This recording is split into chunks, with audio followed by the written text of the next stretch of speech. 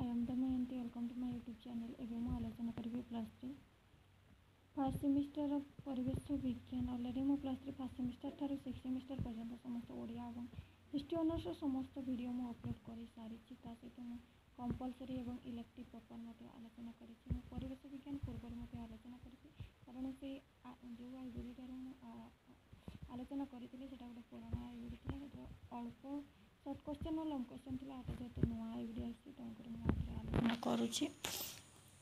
ତ ଚାଲନ୍ତୁ ଆଲୋଚନା କରିବା ଆଜିର ବିଷୟବସ୍ତୁ। ୟୁନିଟ୍ 3 ଭାରତର ପରିବେଶ ଆନ୍ଦୋଳନ। ଡ୍ୟାସ୍ଙ୍କ ନେତୃତ୍ୱରେ 300ରୁ ଅଧିକ ଭାରତୀୟ ସେନାମାନଙ୍କର ପବିତ୍ର ବୃକ୍ଷଗୁଡ଼ିକୁ ସୁରକ୍ଷା ଦେବାକୁ ଚେଷ୍ଟା କରୁଥିବା ବେଳେ ମୃତ୍ୟୁବରଣ କରିଥିଲେ ଅମୃତା ଦେବୀ। CPCB ଡ୍ୟାସ୍ ମସିହାରେ ପ୍ରତିଷ୍ଠା ହୋଇଥିଲା ସେପ୍ଟେମ୍ବର 1974। ଚିପ୍କୋ ଆନ୍ଦୋଳନରେ ଡ୍ୟାସ୍ ମାନେ ମୁଖ୍ୟ ଭୂମିକା ଗ୍ରହଣ କରିଥିଲେ ମହିଳା। ଡ୍ୟାସ୍ ମସିହାରେ ଷ୍ଟକହୋମଠାରେ ମାନବ ପରିବେଶ ଉପରେ ଜାତିସଂଘ ସମ୍ମିଳନୀ ଅନୁଷ୍ଠିତ ହୋଇଥିଲା 1972। ଡ୍ୟାସ୍ ମସିହାରେ ଚିପ୍କୋ ଆନ୍ଦୋଳନ ପ୍ରଥମେ ଆରମ୍ଭ ହୋଇଥିଲା 1973। ଡ୍ୟାସ୍ଠାରେ ନଦୀବନ୍ଧ ନିର୍ମାଣକୁ ଲୋକମାନେ ବିରୋଧ କରିଥିଲେ। ତେହେରି ଡ୍ୟାସ୍ ନର୍ମଦା ବଚାଓ ଆନ୍ଦୋଳନର ନେତୃତ୍ୱ ନେଇଥିଲେ ମେଧା ପାଟେକର। ଡ୍ୟାସ୍ ଚିପ୍କୋ ଆନ୍ଦୋଳନର ନେତୃତ୍ୱ ନେଇଥିଲେ ସୁନ୍ଦରଲାଲ ବହୁଗୁଣା। ଡ୍ୟାସ୍ ମସିହାରେ କର୍ଣ୍ଣାଟକର କ୍ଷୁଦ୍ର ଚାଷୀମାନେ ଆନ୍ଦୋଳନ କରିଥିଲେ 1983। ଗୋଟିଏ ଶବ୍ଦ। ଜାତୀୟ ସ୍ତରର ପରିବେଶ ସମ୍ବନ୍ଧିତ ସଂଗଠନଗୁଡ଼ିକର ନାମ ଜଙ୍ଗଲ ଓ ପରିବେଶ ମନ୍ତ୍ରଣାଳୟ, କେନ୍ଦ୍ରୀୟ ପ୍ରଦୂଷଣ ନିୟନ୍ତ୍ରଣ ବୋର୍ଡ଼, ରାଜ୍ୟ ପ୍ରଦୂଷଣ ନିୟନ୍ତ୍ରଣ ବୋର୍ଡ଼, ଭାରତୀୟ ବନ୍ୟଜନ୍ତୁ ବୋର୍ଡ଼। ପରିବେଶ ସୁରକ୍ଷା କ୍ଷେତ୍ରରେ ଅମୃତା ଦେବୀଙ୍କ ଭୂମିକା କ'ଣ? ଅଧୁନା ଭାରତର ବିଭିନ୍ନ ଅଞ୍ଚଳରେ ମହିଳାମାନେ ପରିବେଶ ସମ୍ପର୍କରେ ସଚେତନ ହେଲେଣି। ଅମୃତା ଦେବୀଙ୍କ ନେତୃତ୍ୱରେ 300ରୁ ଅଧିକ ଭାରତୀୟ ସେମାନଙ୍କର ପବିତ୍ର ବୃକ୍ଷଗୁଡ଼ିକୁ ସୁରକ୍ଷା ଦେବାକୁ ଚେଷ୍ଟା କରୁଥିବା ବେଳେ ମୃତ୍ୟୁବରଣ କରିଥିଲେ। CPCB କେବେ ପ୍ରତିଷ୍ଠା ହୋଇଥିଲା? ସେପ୍ଟେମ୍ବର 1974। କାହିଁକି ମହିଳାମାନଙ୍କୁ ପରିବେଶ ଶିକ୍ଷା ସହିତ ସଂଶ୍ଳିଷ୍ଟ କରାଯାଇଛି? ମହିଳାମାନଙ୍କୁ ପରିବେଶ ପ୍ରସଙ୍ଗ ସହିତ ସଂଶ୍ଳିଷ୍ଟ କରାଗଲେ ପରିବେଶ ସଂରକ୍ଷଣ ଓ ପରିଚାଳନା କ୍ଷେତ୍ରରେ ସେମାନେ ଗୁରୁତ୍ୱପୂର୍ଣ୍ଣ ଭୂମିକା ଗ୍ରହଣ କରିପାରିବେ ଏବଂ ପରିବେଶ ସୁରକ୍ଷା କ୍ଷେତ୍ରରେ ସୁଫଳ ମିଳିପାରିବ।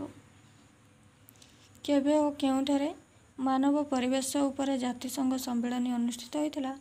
1972 ମସିହା ଷ୍ଟକହୋମଠାରେ ମାନବ ପରିବେଶ ଉପରେ ଜାତିସଂଘ ସମ୍ମିଳନୀ ଅନୁଷ୍ଠିତ ହୋଇଥିଲା। ଏହି ସମ୍ମିଳନୀର ପ୍ରଭାବରେ ଭାରତରେ ପରିବେଶ ପରିଚାଳନା କ୍ଷେତ୍ରରେ ଐତିହାସିକ ପରିବର୍ତ୍ତନ ଦେଖାଗଲା।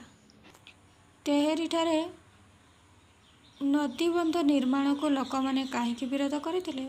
1994 ମସିହା ଅଗଷ୍ଟ ମାସରେ ଗଛକଟା ଓ ବନ୍ୟ ଆଶଙ୍କାରେ ତେହେରିଠାରେ ପ୍ରସ୍ତାବିତ ନଦୀବନ୍ଧ ନିର୍ମାଣକୁ ଲୋକମାନେ ବିରୋଧ କରିଥିଲେ। ନର୍ମଦା ବଚାଓ ଆନ୍ଦୋଳନ କ'ଣ? ନର୍ମଦା ବଚାଓ ଆନ୍ଦୋଳନ ପରିବେଶ ସମ୍ବନ୍ଧୀୟ ଅନ୍ୟ ଏକ ଗୁରୁତ୍ୱପୂର୍ଣ୍ଣ ଆନ୍ଦୋଳନ। ନର୍ମଦା ନଦୀବନ୍ଧ ନିର୍ମାଣ ବିରୁଦ୍ଧରେ ଏହି ଆନ୍ଦୋଳନ ଆରମ୍ଭ କରାଯାଇଥିଲା। ସର୍ଦ୍ଦାର ସରୋବର ନଦୀବନ୍ଧ ଯୋଜନା ଅଧୀନରେ 30ଟି ବୃହତ୍ 135ଟି ମଧ୍ୟମ ଓ କ୍ଷୁଦ୍ର ବନ୍ଧ ନିର୍ମାଣ ପାଇଁ ଯୋଜନା ପ୍ରସ୍ତୁତ କରାଯାଇଥିଲା। ପରିବେଶ ସୁରକ୍ଷାରେ ବେସରକାରୀ ସଂଗଠନଗୁଡ଼ିକ ଭୂମିକା କ'ଣ? ପରିବେଶ କିପରି ଧ୍ୱଂସ ହେଉଛି, କିଏ ଏହାକୁ ଧ୍ୱଂସ କରୁଛି ଏବଂ ଏଥିନିମନ୍ତେ କ'ଣ କରାଯାଇପାରିବ ସେ ସମ୍ପର୍କରେ ବେସରକାରୀ ସଂଗଠନଗୁଡ଼ିକ ଲୋକମାନଙ୍କୁ ସଚେତନ କରିଥାନ୍ତି। ରାଜ୍ୟ ପ୍ରଦୂଷଣ ନିୟନ୍ତ୍ରଣ ବୋର୍ଡ଼ କାର୍ଯ୍ୟ କ'ଣ? ରାଜ୍ୟ ପ୍ରଦୂଷଣ ନିୟନ୍ତ୍ରଣ ବୋର୍ଡ଼ ରାଜ୍ୟ ସରକାରଙ୍କୁ ଜଳବାୟୁ ପ୍ରଦୂଷଣ ସୃଷ୍ଟି ତଥା ତତ୍ସମ୍ପର୍କିତ ପ୍ରତିଷେଧକ ନିୟନ୍ତ୍ରଣ ଓ ପରିଚାଳନା ବିଷୟରେ ଉପଦେଶ ପ୍ରଦାନ କରିଥାନ୍ତି। 2ରୁ 3ଟି ବାକ୍ୟରେ ଚିପ୍କୋ ଆନ୍ଦୋଳନରେ କେଉଁମାନେ ମୁଖ୍ୟ ଭୂମିକା ନେଇଥିଲେ ଓ ଏହାର ମୁଖ୍ୟ ଉଦ୍ଦେଶ୍ୟ କ'ଣ ଥିଲା? ଚିପ୍କୋ ଆନ୍ଦୋଳନରେ ମହିଳାମାନେ ମୁଖ୍ୟ ଭୂମିକା ନେଇଥିଲେ। 1973 ମସିହାରେ ଉପର ଅଳକାନନ୍ଦ ଉପତ୍ୟକାର ମଣ୍ଡଳ ଗ୍ରାମରେ ଆରମ୍ଭ ହୋଇଥିଲା। ଏହି ଆନ୍ଦୋଳନ ମୁଖ୍ୟତଃ ବ୍ୟବସାୟ ଭିତ୍ତିକ ଗଛ କଟାକୁ ବିରୋଧ କରିବା ଉଦ୍ଦେଶ୍ୟରେ ସଂଗଠିତ ହୋଇଥିଲା। ଏହି ଆନ୍ଦୋଳନର ପ୍ରତିବାଦୀମାନଙ୍କ ମଧ୍ୟରୁ ଅଧିକାଂଶ ମହିଳା ଓ ଶିଶୁ ଥିଲେ। ନର୍ମଦା ବଚାଓ ଆନ୍ଦୋଳନର ନେତୃତ୍ୱ କିଏ ନେଇଥିଲେ ଓ ଏହାର କାରଣ କ'ଣ? ମେଧା ପାଟେକର ନର୍ମଦା ବଚାଓ ଆନ୍ଦୋଳନର ନେତୃତ୍ୱ ନେଇଥିଲେ। ନର୍ମଦା ନଦୀବନ୍ଧ ନିର୍ମାଣ ବିରୋଧରେ ଏହି ଆନ୍ଦୋଳନ ଆରମ୍ଭ ହୋଇଥିଲା।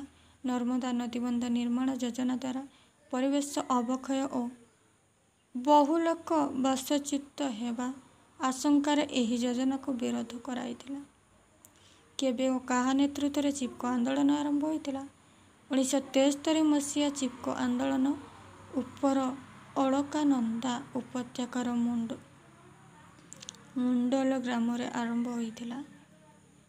ସୁନ୍ଦରଲାଲ ବହୁଗୁଣା ଏହାର ନେତୃତ୍ୱ ନେଇଥିଲେ।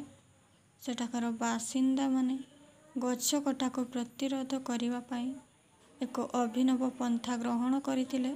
ଫଳରେ ବହୁ ସଂଖ୍ୟକ ଗଛ କଟା ବନ୍ଦ ହୋଇଗଲା। ନର୍ମଦା ବଚାଓ ଆନ୍ଦୋଳନର ନେତୃତ୍ୱ କିଏ ନେଇଥିଲେ? ମେଧା ପାଟେକର ନର୍ମଦା ବଚାଓ ଆନ୍ଦୋଳନର ନେତୃତ୍ୱ ନେଇଥିଲେ। ଏହି ଆନ୍ଦୋଳନରେ ଭାରତର ସର୍ବୋଚ୍ଚ ଅଦାଲତଙ୍କର ରହିତାଦେଶ ଫଳରେ ନିର୍ମାଣ କାର୍ଯ୍ୟ ବନ୍ଦ ରହିଲା। 1919 ମସିହାରେ ଅଦାଲତ ବନ୍ଧ ନିର୍ମାଣ ନିମନ୍ତେ ଆଦେଶ ଦେବା ପରେ ପୁନର୍ବାର ପ୍ରତିବାଦ କରାଗଲା ଓ ଆନ୍ଦୋଳନ ପୁଣି ସକ୍ରିୟ ହେଲା। ଉତ୍ତରପ୍ରଦେଶ ପରିବେଶ ଆନ୍ଦୋଳନରେ ମହିଳାମାନଙ୍କର ଭୂମିକା କ'ଣ? 1972 ମସିହା ଆଡଭାନୀ ଗ୍ରାମର ବଚନୀ ଦେବୀ ଓ ରାଣୀ ଗ୍ରାମର ସୌରୀ ଦେବୀ ଗଛ କଟାକୁ ବିରୋଧ କରି ଉତ୍ତରପ୍ରଦେଶର ପାହାଡ଼ଗୁଡ଼ିକରୁ ଠିକାଦାରମାନଙ୍କୁ ତଡ଼ି ଦେଇଥିଲେ। 1986 ମସିହାରେ ଚୂନପଥର ଖଣି ଖୋଳା ବିରୁଦ୍ଧରେ ଚମୁନ ଦବିଙ୍କ ଦ୍ୱାରା ଏକ ପ୍ରକାରର ଆନ୍ଦୋଳନ ଆରମ୍ଭ କରାଯାଇଥିଲା। କେରଳର ନୀରବ ଉପତ୍ୟକାରେ ପ୍ରସ୍ତାବିତ ବିଦ୍ୟୁତ୍ ପ୍ରକଳ୍ପ କାହିଁକି କାର୍ଯ୍ୟକାରୀ ହୋଇପାରିଲା ନାହିଁ? କେରଳର ନୀରବ ଉପତ୍ୟକାରେ ଜଳ ବିଦ୍ୟୁତର ପ୍ରକଳ୍ପ ବିରୁଦ୍ଧରେ ଅନ୍ୟ ଏକ ତୃଣମୂଳକ ଆନ୍ଦୋଳନ ଆରମ୍ଭ କରାଯାଇଥିଲା। କେରଳର ସରକାର ନୀରବ ଉପତ୍ୟକା ଘଞ୍ଚ ଗ୍ରୀଷ୍ମମଣ୍ଡଳର ଜଙ୍ଗଲ ମଧ୍ୟରେ ଏକ ଜଳ ବିଦ୍ୟୁତ୍ ପ୍ରକଳ୍ପ ପ୍ରତିଷ୍ଠା କରିବାକୁ ଚାହିଁଥିଲେ।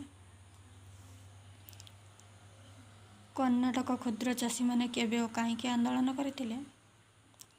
1983 ମସିହାରେ କର୍ଣ୍ଣାଟକ କ୍ଷୁଦ୍ର ଚାଷୀମାନେ ୟୁକାଲିପଟାସ ବୃକ୍ଷରୋପଣ ବିରୁଦ୍ଧରେ ପ୍ରଥମେ ଆନ୍ଦୋଳନ ଆରମ୍ଭ କରିଥିଲେ। କାରଣ ଏହି ବୃକ୍ଷଗୁଡ଼ିକ ପରିବେଶ ପାଇଁ କ୍ଷତିକାରକ ବୋଲି ବିଚାର କରାଯାଇଥିଲା। କାରଣ ମୃତ୍ତିକାକୁ ଏହା ଶୁଷ୍କ କରିଦିଏ। ଗନ୍ଧମାର୍ଦ୍ଦନ ପାହାଡ଼ରେ କେଉଁମାନେ ଆନ୍ଦୋଳନ କରିଥିଲେ ଓ ଏହାର କାରଣ କ'ଣ? ଗନ୍ଧମାର୍ଦ୍ଦନ ପାହାଡ଼ରେ ଖଣି ପ୍ରକଳ୍ପ ବିରୁଦ୍ଧରେ ପଶ୍ଚିମ ଓଡ଼ିଶାରେ ଲୋକମାନେ ଗନ୍ଧମାର୍ଦ୍ଦନ ଯୁବ ପରିଷଦ ଦ୍ୱାରା ପରିଚାଳିତ ଏକ ଆନ୍ଦୋଳନ ଆରମ୍ଭ କରିଥିଲେ। ପରିବେଶ ସୁରକ୍ଷା କ୍ଷେତ୍ରରେ ଶ୍ରୀଯୁକ୍ତ ପ୍ରସନ୍ନ କୁମାର ଦାସଙ୍କ ଭୂମିକା କ'ଣ? ଶ୍ରୀଯୁକ୍ତ ପ୍ରସନ୍ନ କୁମାର ଦାସଙ୍କ ନେତୃତ୍ୱରେ ଓଡ଼ିଶା ପରିବେଶ ସମାଜ ମୟୂରଭଞ୍ଜ ଜିଲ୍ଲାର ଶିମିଳିପାଳ ଜଙ୍ଗଲକୁ ଭାରତ ସରକାରଙ୍କ ଦ୍ୱାରା ଏକ ଜୈବମଣ୍ଡଳ ସଂରକ୍ଷିତ ଭାବରେ ଘୋଷଣା କରିବାରେ ସମର୍ଥ ହୋଇଥିଲା। କେନ୍ଦ୍ରୀୟ ପ୍ରଦୂଷଣ ନିୟନ୍ତ୍ରଣ ବୋର୍ଡର କାର୍ଯ୍ୟ କ'ଣ? କେନ୍ଦ୍ରୀୟ ପ୍ରଦୂଷଣ ନିୟନ୍ତ୍ରଣ ବୋର୍ଡର ରାଜ୍ୟ ବୋର୍ଡଗୁଡ଼ିକ ଦିଗ୍ଦର୍ଶନ ଦେବାକୁ କେନ୍ଦ୍ର ଓ ରାଜ୍ୟ ମଧ୍ୟରେ ସଂଯୋଗୀକାରୀ ଭୂମିକା ନିର୍ବାହ କରିବା ସହିତ ରାଜ୍ୟ ବୋର୍ଡର ଅଫିସରମାନଙ୍କୁ ପ୍ରଶିକ୍ଷଣ ପ୍ରଦାନ କରିଥାନ୍ତି। ମୃତ୍ତିକା କ୍ଷୟର ପ୍ରକାରଭେଦ 75ଟି ଶବ୍ଦ ମଧ୍ୟରେ 1 ମରୁଭୂମିର ସୃଷ୍ଟି ଓ ଏହାର କେବଳ ବୃଦ୍ଧି ହୁଏ। ମୃତ୍ତିକା କ୍ଷୟ ଯୋଗୁଁ ଆମ ମରୁଭୂମି ସୃଷ୍ଟି ହୁଏ। ମୃତ୍ତିକାର ଉପରିସ୍ଥ ଉର୍ବର ଅଂଶର କ୍ଷୟ ଯୋଗୁଁ ଶସ୍ୟ କ୍ଷେତ୍ର ଅନୁର୍ବରତା ବୃଦ୍ଧି ଓ ଉତ୍ପାଦନ ହ୍ରାସ ହୁଏ। ଜଳଭଣ୍ଡାର ଗୁଡ଼ିକରେ ନଦୀ ଦ୍ୱାରା ମୃତ୍ତିକା କ୍ଷୟ ଘଟି ପଟୁମାଟି ଜମା ହେବା ଦ୍ୱାରା ଏହାର ଜଳ ଧାରଣ କ୍ଷମତା ଓ ଆୟୁ କାଳ ହ୍ରାସ ଘଟିଥାଏ। ଦୁର୍ଭିକ୍ଷର ପ୍ରକୋପ ଅନୁଭୂତ ହୁଏ। ତୃଣଭୂମି ଗୁଡ଼ିକ ନଷ୍ଟ ହୋଇଥାଏ। ମୃତ୍ତିକା କ୍ଷୟ ଯୋଗୁଁ କୋଠା ବାଡ଼ି ଅଟ୍ଟାଳିକା ଆଦି ଧସି ପଡ଼ି ଧନଜୀବନର କ୍ଷତି ହୁଏ। ଚିପ୍କୋ ଆନ୍ଦୋଳନରେ ମହିଳାମାନଙ୍କର ଭୂମିକା ଆଲୋଚନା କର। ବିଶ୍ୱର ବିଭିନ୍ନ ଅଂଶରେ ମହିଳାମାନଙ୍କର ମଧ୍ୟରେ ପ୍ରବେଶ ପ୍ରସଙ୍ଗରେ ସଚେତନତା ସୃଷ୍ଟି ହେବା ଦେଖାଯାଇଛି। ସେମାନେ ପରିବେଶ ସଂରକ୍ଷଣ କାର୍ଯ୍ୟକଳାପରେ ନିଜକୁ ସାମିଲ କରୁଛନ୍ତି। ମହିଳାମାନଙ୍କ ଦ୍ୱାରା ପରିବେଶ ଆନ୍ଦୋଳନ ସଂଗଠିତ ହୋଇଛି ଓ ଅନେକ ମହିଳା ଏଥିରେ ସାମିଲ ହୋଇଛନ୍ତି। ଅମୃତା ଦେବୀଙ୍କ ନେତୃତ୍ୱରେ 300ରୁ ଅଧିକ ଭାରତୀୟ ସେମାନଙ୍କର ପବିତ୍ର ବୃକ୍ଷଗୁଡ଼ିକୁ ସୁରକ୍ଷା ଦେବାକୁ ଚେଷ୍ଟା କରୁଥିବା ବେଳେ ମୃତ୍ୟୁବରଣ କରିଥିଲେ। ନେକ୍ସଟ, ବେସରକାରୀ ସଂଗଠନମାନଙ୍କର ପରିବେଶ ସମ୍ପର୍କିତ କାର୍ଯ୍ୟକଳାପଗୁଡ଼ିକୁ କେତେ ଭାଗରେ ବିଭକ୍ତ? 3 ଭାଗରେ। 1ରେ ପରିବେଶ ଶିକ୍ଷା, ତଥ୍ୟ ସଂଗ୍ରହ, ବିଶ୍ଳେଷଣ ଓ ସୂଚନାର ବିକ୍ଷେପଣ। 2 ଲୋକମାନଙ୍କୁ ଓ ପରିବେଶକୁ କ୍ଷତି ଘଟାଇଥିବା ଘରୋଇ ବା ସର୍ବସାଧାରଣ କ୍ଷେତ୍ରରେ ଗ୍ରହଣ କରାଯାଉଥିବା ନୀତିଗୁଡ଼ିକୁ ବିରୋଧ କରିବା ନିମନ୍ତେ ଜନସାଧାରଣଙ୍କୁ ପ୍ରତ୍ୟକ୍ଷ ଭାବରେ ସଂଗଠିତ କରିବା, ଅଦାଲତ କିମ୍ବା ସମ୍ବାଦପତ୍ର ମାଧ୍ୟମରେ ସଂଗଠିତ କରିବା ଏବଂ 3 ପରିବେଶ ସମସ୍ୟାବଳୀର ଦୂରୀକରଣ ନିମନ୍ତେ ପ୍ରତ୍ୟକ୍ଷ ଭାବରେ ଉଦ୍ଦିଷ୍ଟ କାର୍ଯ୍ୟକ୍ରମ ଗ୍ରହଣ କରିବା। ନର୍ମଦା ବଞ୍ଚାଓ ଆନ୍ଦୋଳନର ଗୁରୁତ୍ୱ ସମ୍ପର୍କରେ ଆଲୋଚନା କର। ନର୍ମଦା ବଚାଓ ଆନ୍ଦୋଳନ ପରିବେଶ ସମ୍ବନ୍ଧୀୟ ଅନ୍ୟ ଏକ ଗୁରୁତ୍ୱପୂର୍ଣ୍ଣ ଆନ୍ଦୋଳନ। ନର୍ମଦା ନଦୀବନ୍ଧ ନିର୍ମାଣ ବିରୁଦ୍ଧରେ ଏହି ଆନ୍ଦୋଳନ ଆରମ୍ଭ ହୋଇଥିଲା। ସର୍ଦ୍ଦାର ସରୋବର ନଦୀବନ୍ଧ ଯୋଜନା ଅଧୀନରେ 30ଟି ବୃହତ୍, 135ଟି ମଧ୍ୟମ ଓ କ୍ଷୁଦ୍ର ବନ୍ଧ ନିର୍ମାଣ ନିମନ୍ତେ ଯୋଜନା ପ୍ରସ୍ତୁତ କରାଯାଇଥିଲା, କିନ୍ତୁ ଏହାଦ୍ୱାରା ପରିବେଶର ଧ୍ୱଂସ ଓ ଲୋକମାନେ ବାସଚ୍ୟୁତ ହେବା ଆଶଙ୍କାରେ ଏହି ଯୋଜନାକୁ ଦୃଢ଼ ବିରୋଧ କରିଥିଲା। ରାଜ୍ୟ ପ୍ରଦୂଷଣ ନିୟନ୍ତ୍ରଣ ବୋର୍ଡ କାର୍ଯ୍ୟାବଳୀ ଆଲୋଚନା କର। 1 ପରିବେଶ ସୁରକ୍ଷା ନିମନ୍ତେ ସରକାରଙ୍କୁ ସମୟକ୍ରମେ ଉପଯୁକ୍ତ ପରାମର୍ଶ ଦେବା। 2 କୌଣସି ଅଞ୍ଚଳରେ ପରିବେଶ ଜନିତ ସମସ୍ୟାର କାରଣ ଓ ତାହାର ନିରାକରଣ କରିବା। 3 ପ୍ରଦୂଷଣ ସମ୍ବନ୍ଧରେ ଗବେଷଣା ଓ ଅନୁସନ୍ଧାନ କରି ଏହାକୁ ନିୟନ୍ତ୍ରଣ କରିବା। 5 ବୈଷୟିକ ସାହାଯ୍ୟ ଓ ପରିବେଶ ସମ୍ପର୍କିତ ତଥ୍ୟ ବିଭିନ୍ନ ଅନୁଷ୍ଠାନଗୁଡ଼ିକୁ ଯୋଗାଇ ଦେବା।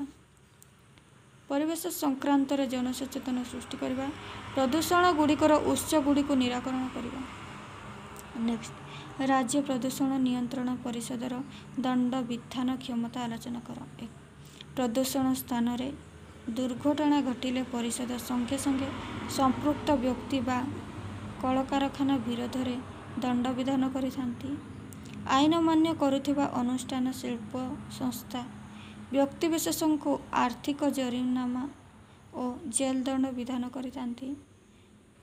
ଜଳ ଆଇନ ଅମାନ୍ୟ କରୁଥିବା ପରିପ୍ରେକ୍ଷୀରେ 5,000 ଆର୍ଥିକ ଜରିମାନା ଓ 6 ବର୍ଷ ଜେଲ ଦଣ୍ଡ ଦିଆଯାଇଥାଏ।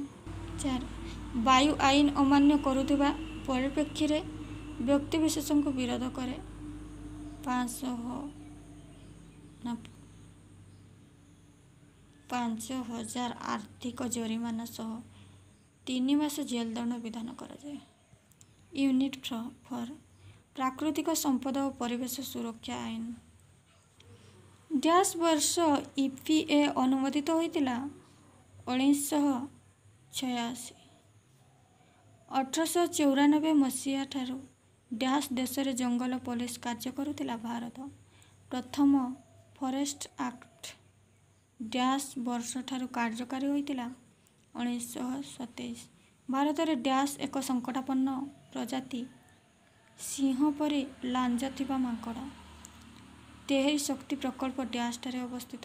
ତେହେରୀ ସହର ନିକଟରେ ଭାଗୀରଥୀ ଏବଂ ଭିଲ୍ ଗଙ୍ଗା ସଙ୍ଗମ ସ୍ଥଳରେ। 1972 ମସିହାରେ ମିଳିତ ଜାତିସଂଘ ସମ୍ମିଳନୀ ଡ୍ୟାସ୍ ବିଷୟ ଉପରେ ରହିଥିଲା ମାନବ ପରିବେଶ। ଅରଣ୍ୟର ପ୍ରମୁଖ କାର୍ଯ୍ୟଗୁଡ଼ିକ କ'ଣ? ସୁରକ୍ଷାତ୍ମକ ପ୍ରକାର୍ଯ୍ୟ, ଉତ୍ପାଦକ ପ୍ରକାର୍ଯ୍ୟ ଏବଂ ନିୟନ୍ତ୍ରଣକ ପ୍ରକାର୍ଯ୍ୟ। କାଷ୍ଠ ଆଧାରିତ ବିଭିନ୍ନ ଶିଳ୍ପର ତାଲିକା ପ୍ରସ୍ତୁତ କର। ପ୍ଲାଇବୋର୍ଡ ପ୍ରସ୍ତୁତି, କରତକଳ, କାଗଜ ଓ ମଣ୍ଡ, ସଂଯୋଜିତ କାଠ, ମାନବ ନିର୍ମିତ ତନ୍ତୁ ଇତ୍ୟାଦି। ବନୋନ୍ତୁଳନର କାରଣଗୁଡ଼ିକ ତାଲିକା କର। କୃଷି, ସ୍ଥାନାନ୍ତରୀୟ କୃଷି, ଜାଳେଣୀ କାଠ ଏବଂ ଖଣ୍ଡି ପାଇଁ ଚାହିଦା ଭୂମି ଏବଂ କଞ୍ଚାମାଲ ଆବଶ୍ୟକ କରୁଥିବା ବିକାଶମୂଳକ ପ୍ରକଳ୍ପ। ତେହେରୀ ଶକ୍ତି ପ୍ରକଳ୍ପ କେଉଁଠାରେ ଅବସ୍ଥିତ? ତେହେରୀ ସହର ନିକଟରେ ଭାଗୀରଥୀ ଏବଂ ଭିଲ୍ ଗଙ୍ଗା ସଙ୍ଗମ ସ୍ଥଳରେ। ଆଦିବାସୀ ସମୁଦାୟ ଅରଣ୍ୟ କ୍ଷତି ନ କରି କିପରି ଜୀବନଯାପନ କରିଥାନ୍ତି କାରଣ ଲେଖ। ଆଦିବାସୀମାନେ ପରିସଂସ୍ଥାର ସୁରକ୍ଷାକୁ ଦୃଷ୍ଟି ଦେଇ ଚାଷ କରିଥାନ୍ତି। କୃଷି ପଦ୍ଧତିର ଏହି ଜ୍ଞାନ ପିଢ଼ି ପରେ ପିଢ଼ିକୁ ଶତାବ୍ଦୀ ଧରି ପ୍ରଦାନ କରିଥାନ୍ତି। ସେମାନେ କିଛି ବର୍ଷ ପାଇଁ ଏକ ସମୟ ଗୋଟିଏ ସ୍ଥାନରେ ବହୁବିଧ ଫସଲ ଉତ୍ପାଦନ କରନ୍ତି ଏବଂ ତାପରେ ପୁନର୍ବାର ଜଙ୍ଗଲ ବଢ଼ିବା ପାଇଁ ସେହି ସ୍ଥାନକୁ ଛାଡ଼ି ଦିଅନ୍ତି। ଅରଣ୍ୟ ସହ ସେମାନଙ୍କର ଆର୍ଥିକ ଏବଂ ସାଂସ୍କୃତିକ ବନ୍ଧନ ରହିଥାଏ ଏବଂ ଏହାକୁ ସୁରକ୍ଷା କରିବା ଏବଂ ସୁପୋଷଣ କରିବାର ସାମର୍ଥ୍ୟ ସେମାନଙ୍କର ଅଛି। ଭାରତରେ ଏକ ସଂକଟାପନ୍ନ ପ୍ରଜାତିର ନାମ ଲେଖ। ସିଂହ ପରି ଲାଞ୍ଜ ଥିବା ମାଙ୍କଡ଼। ବନ୍ୟଜୀବନ ଅବକ୍ଷୟର ପ୍ରମୁଖ କାରଣଗୁଡ଼ିକ ଲେଖ। ଆବାସ ନଷ୍ଟ, ପଶୁପାଳନ, କୀଟନାଶକ ବ୍ୟବହାର। ଭାରତରୁ ବିଲୁପ୍ତ ହୋଇଥିବା ଗୋଟିଏ ସ୍ତନ୍ୟପ୍ରାୟୀର ନାମ ଲେଖ। ଚତି। ଜୈବ ବିବିଧତାର ସଂଜ୍ଞା ନିରୂପଣ କର। ଉଦ୍ଭିଦ, ପ୍ରାଣୀ ଏବଂ ସୂକ୍ଷ୍ମଦର୍ଶୀ ଜୀବ ଭଳି ପ୍ରକୃତିରେ ସମସ୍ତ ପ୍ରକାରର ଜୀବକୁ ନେଇ ଜୈବ ବିବିଧତା ସଂଗଠିତ। ପରିବେଶୀୟ ସମସ୍ୟାଗୁଡ଼ିକର ସମାଧାନ ପାଇଁ ଆଇନ ଆବଶ୍ୟକ କାହିଁକି? ପରିବେଶୀୟ ଅବକ୍ଷୟ ଓ ଅପବ୍ୟବହାର ପ୍ରତିରୋଧ ପାଇଁ ଆଇନ ଆବଶ୍ୟକ। 1972 ମସିହାରେ ମିଳିତ ଜାତିସଂଘର ସମ୍ମିଳନୀ କେଉଁ ବିଷୟ ଉପରେ ହୋଇଥିଲା? ମାନବ ପରିବେଶ। ଏହି ସମ୍ମିଳନୀ କେଉଁଠାରେ ଅନୁଷ୍ଠିତ ହୋଇଥିଲା? ଷ୍ଟକହୋମ। କେଉଁ ବର୍ଷରେ EPA ଅନୁମୋଦିତ ହୋଇଥିଲା? 1986। 1894 ଠାରୁ କେଉଁ ଦେଶରେ ଜଙ୍ଗଲ ପୋଲିସ କାର୍ଯ୍ୟ କରୁଥିଲା? ଭାରତ। ପ୍ରଥମ ଫରେଷ୍ଟ ଆକ୍ଟ କେଉଁ ବର୍ଷ ଠାରୁ କାର୍ଯ୍ୟକାରୀ ହୋଇଥିଲା? 1927। ପ୍ରୋଟୋକଲ କ'ଣ? ପ୍ରୋଟୋକଲ ଏକ ଆନ୍ତର୍ଜାତୀୟ ସହମତି ଯାହାର ନିଜସ୍ୱ ସତ୍ତା ଅଛି କିନ୍ତୁ ଏହା ପ୍ରଚଳିତ କନଭେନସନ ସହ ସମ୍ବନ୍ଧିତ ହୋଇଥାଏ।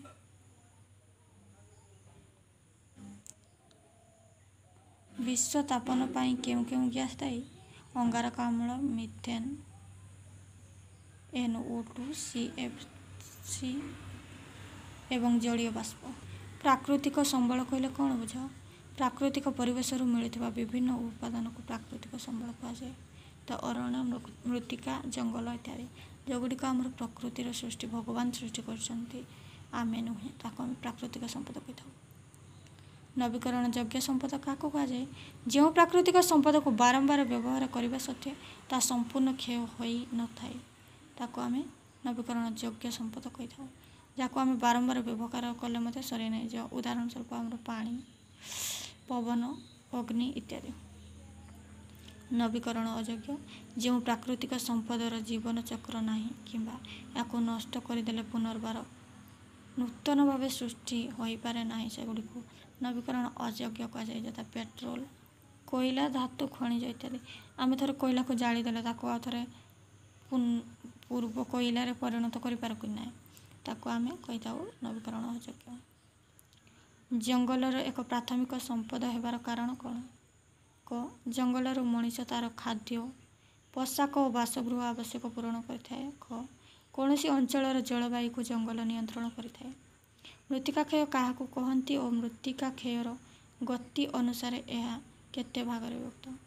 विभिन्न प्रकार और मनुष्यकृत प्रक्रिया द्वारा कौन सी अंचल मृत्तिका स्थानांतरित हेले या मृत्तिका क्षय कहुए। गोटे स्थान रु आ गोटे स्थान को यदि मृत्तिका स्थानांतरित होची वर्षा द्वारा हो पवन द्वारा हो ताको मृत्तिका क्षय कही। मृत्तिका क्षयर दुईटी कुप्रभाव मृत्तिकार उपस्थित उर्वर अंश क्षय जो शस्य क्षेत्र उर्वरता और उत्पादन ह्रास पाई।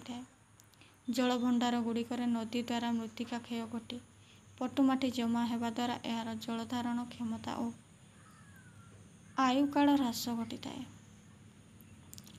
जंगल अवक्षयर दुईटी कारण लेख। एक ग्रामांचल जाळेणी काठर चाहिदा पूरण निमंते जंगल क्षय। दुई घर निर्माण और व्यवहार आसबाब पत्र निमंते जंगल क्षय। सामाजिक वनीकरण कहले कौन बुझ समाज चाहिदा पूरण करने निमंते स्थायी लोक मानक एकत्रित कराई सेमानंक द्वारा जंगल सृष्टि करी आवश्यकता अनुजाई विभिन्न जंगल जात पदार्थ उत्पन्न करने व्यवस्था को सामाजिक नवीकरण कहुए। केउगुड़िक शक्ति संबलर प्रधान उत्स भाव व्यवहृत कोयला खनिज तैल प्राकृतिक बाष्प एवं विद्युत शक्ति इत्यादि। केबे केउ संविधान संशोधन आईन बल राज्य माने देशर जंगल और वन्यजंतु संरक्षण निमंते प्रचेष्टा करिवार व्यवस्था करिथिंती। 1976 मसीह 42तम संविधान संशोधन आईन बल संविधानर चतुर्थ खंडरे वर्णित राष्ट्र नियामक तत्व 48 धारार संयोजन करा जाइछि जहा राज्य माने देशर जंगल संपद और वन्यजंतु संरक्षण निमंते आवश्यक परिवेश सुरक्षा और उन्नतिर विधान निमंते प्रचेष्टा करिवे बोली व्यवस्था रही। जल आईन दुईटी आभिमुख्य लेख। एक जल प्रदूषण निराकरण और नियंत्रण एवं प्रदूषण मुक्त परिष्कार जल जोगाण। दुई जल प्रदूषण को रोकवा पाई प्रदूषण बोर्डर कार्यकारिता। वायु आईन 1981 मुख्य वैशिष्ट्य लेख। एक यही आईन मुख्य उद्देश्य होछि वायु प्रदूषण को प्रतिरोध नियंत्रण और ह्रास करने। दुई यही आईन सफल कार्यकारिता पाई केंद्र और राज्य प्रदूषण बोर्ड प्रतिष्ठा करिथाए। धीर मृत्तिका क्षय कौन जो प्रकार मृत्तिका क्षय प्राकृतिक उपाय होइथाए एवं मनीषर बिना हस्तक्षेप मृत्तिका गठन होई परिवेशर संतुलन रक्षा करिथाए ताको धीर मृत्तिका क्षय कहुए। स्तरीय क्षय को काहाकू कहुए वर्षा जल भूपृष्ठ रे पड़ी मृत्तिका स्तर उपरे प्रभावित होगा द्वारा यही प्रकार मृत्तिका क्षय हुए। भूस्खलन क्या कहुए पार्वत्य अंचल प्रबल वर्षा हेले अतड़ा खसवा द्वारा मृत्तिका क्षय हुए या भूस्खलन मृत्तिका क्षय कहुए। नदी स्रोत द्वारा किपर मृत्तिका क्षय हुए बन्या समय नदी कूल लंघन करी प्रवाहित होता है यही नदी स्रोत द्वारा मृत्तिका क्षय होता है नदी स्रोत मृत्तिका क्षय कहुए। 75टी शब्द मध्य मृत्तिका किपर सृष्टि हुए विभिन्न प्रकार शिला क्षय हो क्षुद्र क्षुद्र कणिकार परिणत हुए कालक्रमे जलीय अंशर संस्पर्श में आसी यह एक पतला आस्तरण सृष्टि करे यही पतला आस्तरण को मृत्तिका कहुए। मृत्तिकार सृष्टि प्रक्रिया अत्यंत धीर कौन सी अंचल ताप जलवायु जैविक प्रभाव मृत्तिका गठनर सहायक होता। स्थानांतरीय कृषि कौन मानव इतिहासर प्राक काल शिकार एवं संग्रहण जीविकार प्रमुख साधन थिला। स्थानांतरीय कृषि अथवा झुम चाष ଏକ 1200 वर्ष पुराणा प्रथा। खाद्य उत्पादन पाई खाद्य संग्रह खाद्य उत्पादन एक नूतन पदक्षेप। यहाँ काटिबा एवं पोड़िबा प्रणाली रे चाष को पोड़ चाष मध्य कहुए। ए प्रकार चाष पाई वार्षिक प्राय 5 हेक्टर अरण्य सफा करा जाए बा नष्ट करा जाए। ने गोटे स्थान रे गोटे जंगल को सफा करके सेठी पोड़ चाष करा जाए। तापरे किछि वर्ष पर तापर आउ गोटे स्थान को स्थानांतरित करा जाए। ताको पोड़ चाष कहिथाउ। नवीकरण योग्य प्राकृतिक संपद कौन? जो प्राकृतिक संपद को बारंबार व्यवहार कले मध्य ता संपूर्ण क्षय होई न थाए ताको नवीकरण योग्य संपद कहा जाए। जथा वृक्षलता जीवजंतु सेमानंकर प्रजनन क्षमता द्वारा निजर जीवन चक्र परिचालित करिथांती। ए प्रकार केतेक नवीकरण योग्य संपद होछि काठ जातीय द्रव्य, रबर, चमड़ा, मृत्तिका इत्यादि। अरण्यर प्रकार भेद उष्णकटिबंधीय ग्रीष्ममंडलीय वर्षा अरण्य, समशीतोष्ण पर्णमोची अरण्य, बोरियल अथवा उत्तरीय शंकुधारी अरण्य। जैव विविधता कौन? समस्त प्रकार जीवन रूप जैव विविधतार अंतर्गत होता है। जैव विविधता विभिन्नतार एक माप जो जीवित प्राणी तथा वस्तु मानकर प्रकार संख्या सम्मिलित होता है। जैव विविधता विभिन्न प्रकार उपाय परिप्रकाश करा जाई पारे जो प्रजाति मानकर मध्य आनुवंशिक प्रभेद तथा गोटे अंचल बा क्षेत्र रे विभिन्न परिसंस्थार संख्या निहित थाए। जैव विविधतार सबुठारु साधारण बा सामान्य परिप्रकाश है एक निर्दिष्ट अंचल रे अथवा एक विशेष आवास रे किंबा समग्र विश्व रे बास करुवा विभिन्न प्रजातिर संख्या। जलवायु परिवर्तन कौन? अरण्य स्थानीय अवक्षेपण बा वर्षा को बढ़ाई थाए तथा मृत्तिकार जल धारण समर्थ को समृद्ध करि थाए। जलचक्र को नियंत्रण करि थाए। पत्र पतन एवं अड़ियार विघटन माध्यम मृत्तिका को पोषक तत्व गुड़िक फेराई दे मृत्तिका उर्वरता अनुरक्षण करि थाए। अरण्यर मृत्तिका क्षय भूस्खलन को प्रतिहत करि थाए तथा बन्या समाजर सांस्कृतिक मूल्यबोधर एक महत्वपूर्ण संपत्ति होता है। अरण्य जलवायु उपर गभीर प्रभाव पकाई थाए। अरण्य वायुमंडल अंगारकाम्ल अवशोषण करिथाए तथा वायुमंडल अंगारकाम्ल एवं अम्लजान संतुलन सहायता होता है। अरण्यर उपकार उत्पादकर कार्य विभिन्न प्रकार काठ तथा फल उत्पादन एवं झुणा इत्यादि अरण्य दे थाए। नेक्स्ट सुरक्षात्मक प्रकार असंख्य जीवों पाई आसबाब जगाई थाए। मृत्तिका तथा जल संरक्षण मरुड़ी को रखिबा पवन ठंडा विकिरण ध्वनि शब्द तीव्र गंध दाउरू रक्षा पाइबा पाई आश्रय प्रदान। असरंती संपद और सरंती संपद जो गुड़ी को आम बहुत व्यवहार कले मत सरे ना ताको आम असरंती यथा सौर रश्मि वायु समुद्र लहुड़ी इत्यादि। सरंती हूँ कोयला पेट्रोलियम इत्यादि जो गुड़ी को आम व्यवहार कले सरीजे। जंगल क्षयर परिमाण दर्शाओ क वन्य पशु और उद्भिद ह्रास होगा फल परिवेश असंतुलन होउछि। जंगल क्षय द्वारा जलचक्र उपर प्रतिकूल प्रभाव पड़ी थाए। वार्षिक वृष्टिपात परिमाण ह्रास घटी थाए। मृत्तिका क्षय होता है और यार उर्वरता ह्रास पाई थाए। वायु प्रदूषण कुप्रभाव वृद्धि पाई थाए। आज आलोचना समाप्त करुच्ची। परवर्ती वीडियो अन्य क्वेश्चन आंसर आलोचना करी। नमस्कार।